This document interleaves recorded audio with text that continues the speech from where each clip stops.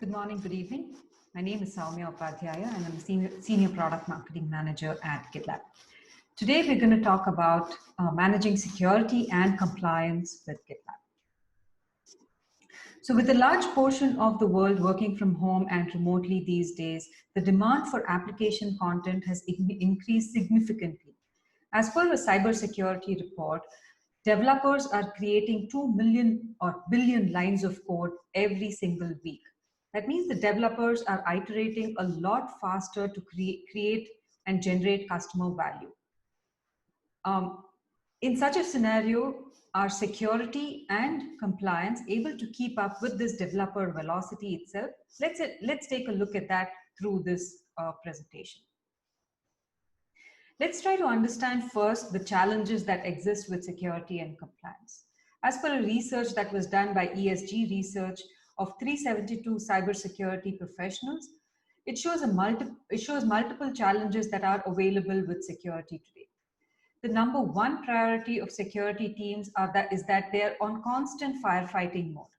They're unable to spend enough time on strategy and on process improvements. Next, the nature of environments is changing so rapidly. The operating environment has changed, the development environment has changed, the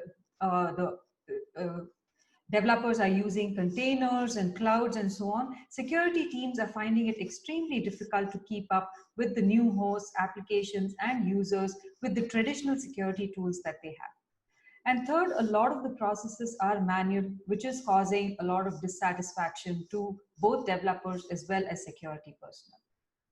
The challenges are extremely similar in compliance as well. Right? A large percentage find that continued regulatory change is the biggest challenge. So they need to keep adapting to these various changes that are happening in the frameworks itself. The cost of non-compliance is very, very high. It's at least 2.7 times the cost of compliance these days. And this non-compliance cost spans across business disruption, revenue losses, losses, legal fees, penalties, and so on. And employees that are not part of the compliance team and compliance is not their day-to-day job are actually spending over 2 weeks in a year catering to compliance-related issues. Let's take an example to see how these problems manifest. After the Equifax breach, where Struts2 vulnerability going unfixed caused 127 million customer data being stolen, the Marriott breach is the largest breach in recent times. The breach started at Starwood Hotels, which Marriott acquired. A remote access Trojan was introduced via phishing into the Starwood's reservation systems, and to add to this, it went unnoticed. To add to this, after the Marriott acquisition, the security team from Starwood was let go. So since this is a complex reservation system, it could not be integrated right away into the Marriott system, and it went undetected for almost 2 years. Right? By then, in that time period, hackers had stolen 500 million customer data, which included credit card, passport information, reservation details, and so on. Marriott had to pay almost 28 million to fix the breach and a fine of 99 million pounds for the breach of customer data itself. This has a few learnings, right? These organizations had basic security failings. They allowed the hackers to stay in the system far longer than they should have. Many companies still don't have an up-to-date inventory of all the applications in their system, let alone conducting continuous security monitoring and incremental testing. And that's just the reality of the situation, right? The basic security and compliance is extremely hard. Traditional application security tools were built 10 plus years ago before the modern software development systems have changed significantly. They are retrofitted to secure today's applications that are built in an agile way in cloud native technologies. They're integrated far too late, often detecting many issues later in the cycle, which becomes more difficult to fix. Current security tools are great and they provide a lot of depth, but they're way too complex for developers to use on a day-to-day basis and require security personnel intervention on regular time. And they also, the current tools also require a lot of integration with the existing technology and processes itself. So the way most organizations have adopted DevOps, it has been on a need basis. Every time they have a business problem, they try to solve it by bringing in a tool to fix that problem. For example, if you have a source code problem, you bring in a tool to fix that. If you have a code review problem, you bring in a tool to fix that. Over time, this landscape has evolved into a Frankenstein ecosystem, which requires many, many people to create, maintain, integrate, and so on. Many DevOps tool chains try to reinforce the same silos, which you're trying to get away from the adoption of DevOps. And when you layer security and compliance on top of this, this compounds the problem even further, right? So every single vendor of specific point tool, they have specific point tools for every different type of security. Static security has a different tool, dynamic has a different tool. And on top of this, to bring all the results of all of these together, they try to sell you another dashboarding tool. This makes achieving visibility extremely complex. Using various tools means that your compliance policies also need to be spread out across all of these various tools. It's calling for a lot more fragile integrations, which might need to be managed as well. When it comes to security and compliance, the hard truth is that there's always going to be more developers than there are going to be security and compliance personnel. It is always important for us to empower the developers to do a lot more and have security and compliance folks work on exception basis itself. And let's try to take a look of how that can be done. So what do we have to really do to ensure security and compliance while we are not slowing down the software development velocity? So a lot of times we get focused on one specific aspect of security that we let go of, we go so deep into them and let go of some very basic and obvious aspects of our security itself. For example, we might be applying a lot of security policies on our mission critical applications, but we're not maybe scanning a lot of the web applications and non-critical applications, which can be an entry for any kind of vulnerabilities to come in. Maybe you're not scanning your third-party code, assuming that, hey, there are millions of people using it, it's open source, and it should be secure, but that's not the case, right? You probably think that it is widespread and it might be secure. That may not be the case. So when it comes to security, we need to actually go broad and not too deep. Yes, we need to go deep at times, but not on every single commit. By integrating security only at the end of the development cycle, the risk that you face is that you may encounter tons of vulnerabilities at the end of it, right? You may not have enough time to fix it. At that time, you have to make a choice, whether you want to accept the risk and move forward, or you want to fix them and delay the release. Does this create a brand new vulnerability for you? And that's why it's important for us to test often, test early in the process, so that the developers who worked on the code that introduced the vulnerability can get an opportunity to fix it before the code gets out of their desk. We're quite familiar with the fact that the cost of fixing a bug increases exponentially as it moves forward in the development lifecycle. It's 6 times more if it is detected in implementation, 100 times more if it is detected in deployment. So the later we push in the cycle, we push for a security vulnerability to be detected and fixed, the longer time it is going to take to fix it, and the greater is the impact. As with compliance, also there are similar challenges. So as per a Hyperproof study, 57% of organizations still use various basic tools like spreadsheets, like documents and drives to maintain their compliance posture. Compliance teams chasing after developers and other teams to get proof of data. This leads to a lot of time being spent by non-compliance folks in catering to compliance requirements. So compliance actually needs to be automated and included well within the workflow, rather than thinking of it as an afterthought and having yet another set of tools and applications to solve for compliance in your DevOps process itself. So it's time to solve the problem a lot differently. Security and compliance needs to be thought of as an outcome and a part of your process rather than a tool or a department. right? We like what the CISO of VMware said. Your most important security product is not going to be a security product. Instead, it will be the process, the cultures, and the outcomes that you are trying to drive. In an ideal world, security and compliance will be well within your developer's workflow itself.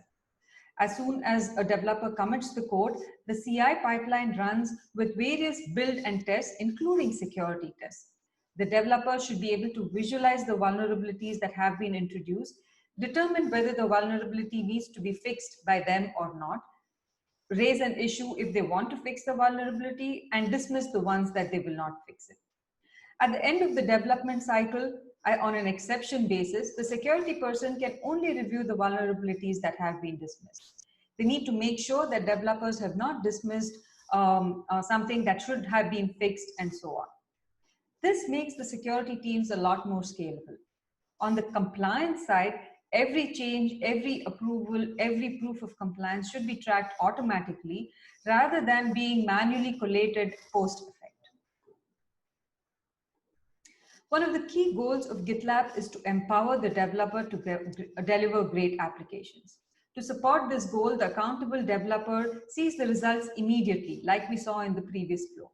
So vulnerabilities, dependencies, license lists are shown within their CI pipeline itself, which is a natural flow of their development process. They can see everything that has passed, and if it hasn't, then they have an opportunity to fix it right away. Within GitLab, a review application also is spun so that an individual developer can view how the application is going to perform in a production or a QA system or whatever.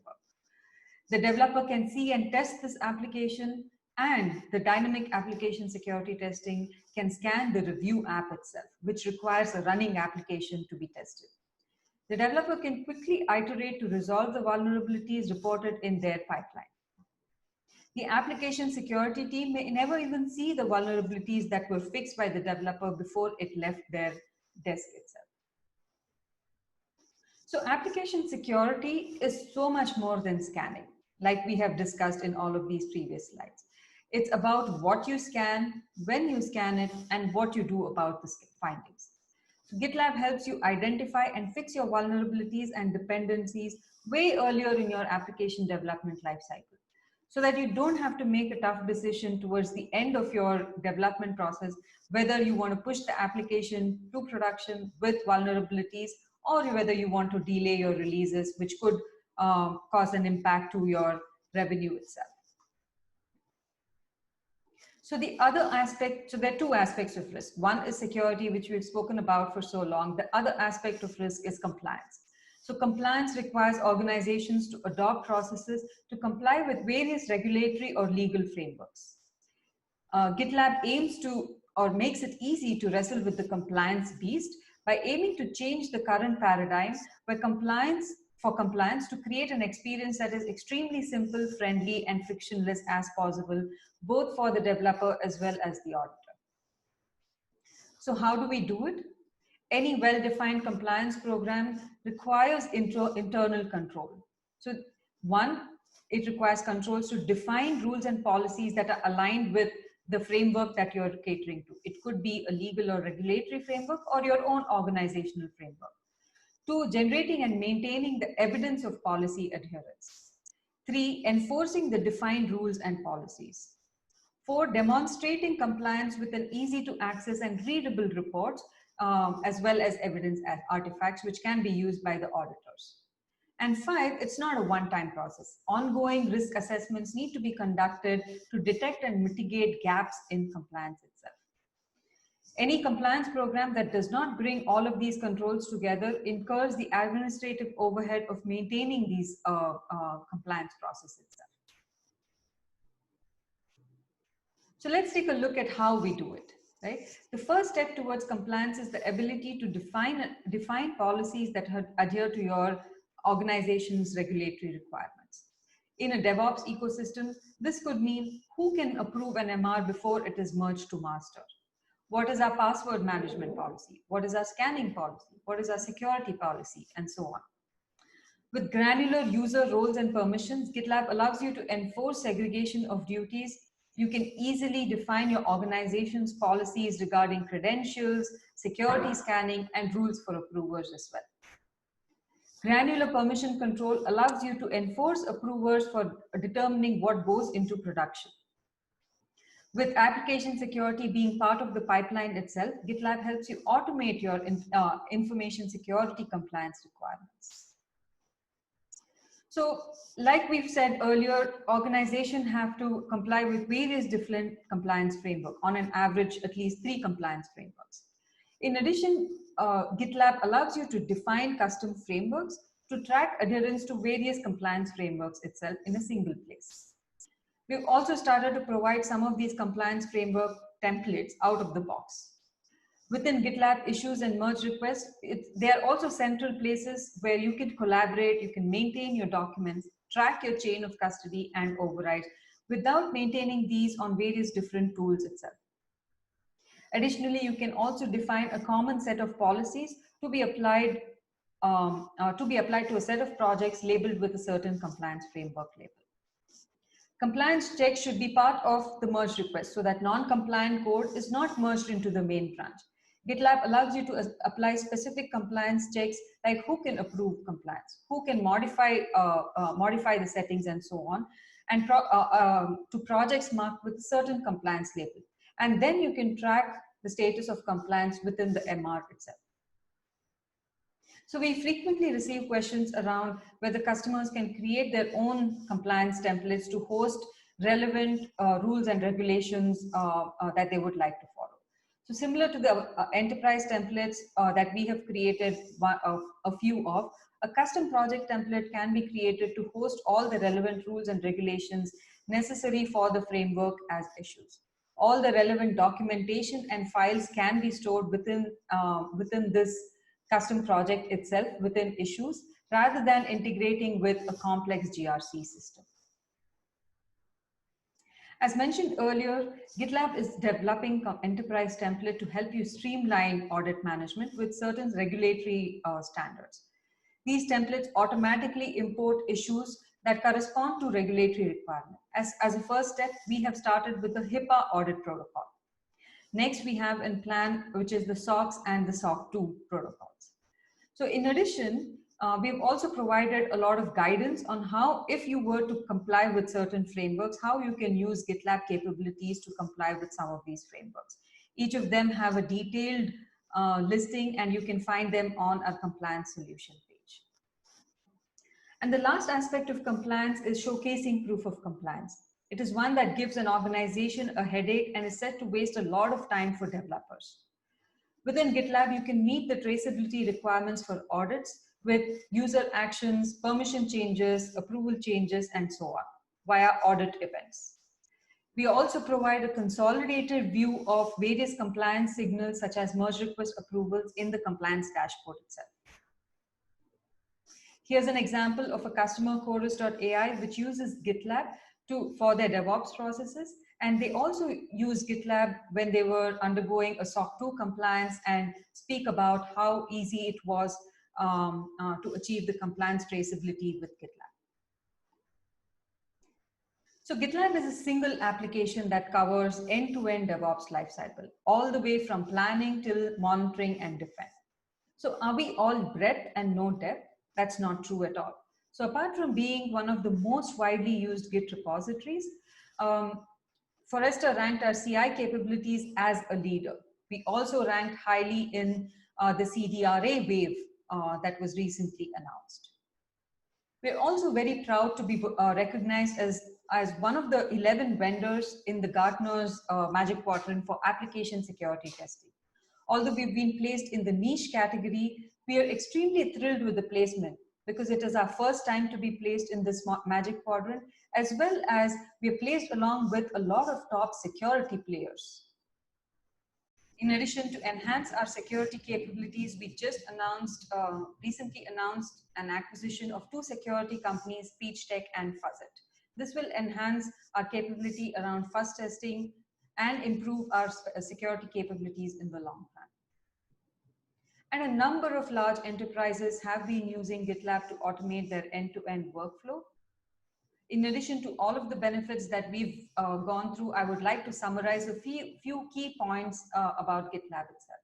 We innovate extremely rapidly. We release every single month on the 22nd for over 100 months consecutively.